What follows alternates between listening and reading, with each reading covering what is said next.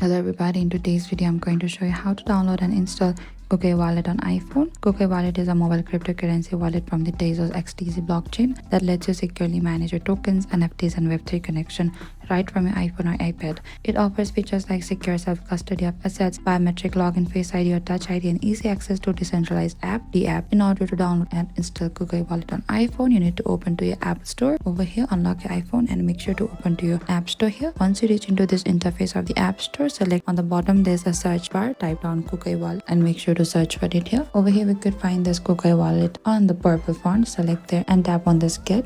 Over here you need to double click to install it, and it will authenticate with your Face ID, Touch ID or your Apple ID password to start the download, and wait for the installation. The app will download and install automatically. Once installed, you'll see the Kukai Wallet on your home screen. And that is it. Thank you for watching this video. I hope I could help you. Don't forget to like, share and subscribe, and if you have any trouble or confusion, please comment down below and we will reach out to you very soon.